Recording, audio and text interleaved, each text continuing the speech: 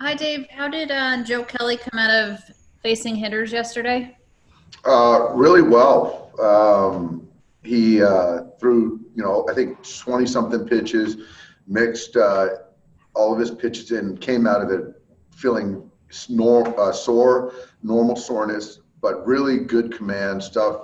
95 to 97, curveball had the shape that we wanted. So he's expected to do it again tomorrow, and then we'll see where we're at. But very encouraging. Is there any concern with when he's activated, still having to serve the 5 game suspension, that he'll be ready for the postseason push here?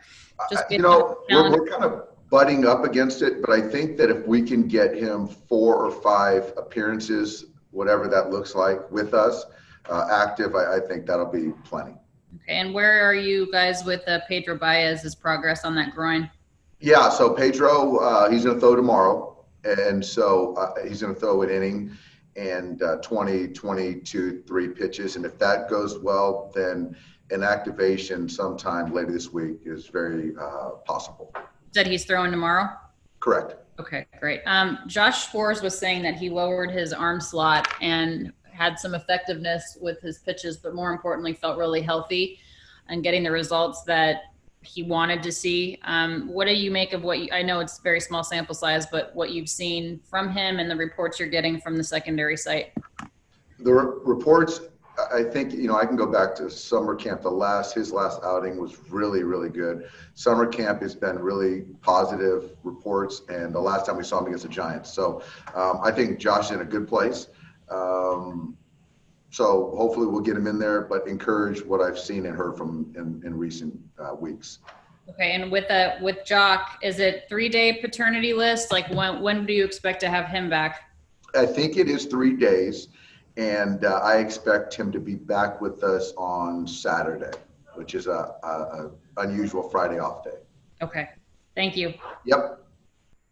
Next question from Dave Assay. Go ahead. Dave, when it comes to Joe Kelly and the time that's running out in the regular season, if you're able to get Baez back, are you comfortable with just maybe not having him for that best-of-3 series? Certainly comfortable, but I think that we're better with him. So number one, if Joe's healthy and he continues to build on his outing yesterday, I see no reason why we can't get him activated to then serve the suspension, to then get him in 4 or 5 games. And then at that point in time, I think that certainly how he's throwing the baseball matters. But again, we'll know more in time, but we're certainly better with him than without him. As far as Walker Buehler today, will you be giving more attention to his right index finger than you normally would, or what's the plan as far as keeping tabs on that today? Yeah, we are. And that's one of those things that with experience that we've had with guys with blisters, that it can kind of show its head pretty quickly. So our training staff will be on it, inning to inning, and we'll kind of watch them in warm-ups and make sure that it's trending the right way. Because I think the main thing is that no matter what, we're going to take care of him and look out as far as the longer view. So I'd rather be more cautious than not. I remember you used to talk about with Rich Hill's blister, it was getting hot. Does Buehler's finger get hot even in bullpen sessions? You know what? It hasn't yet, but that's where the thing is. That's kind of the first determinant.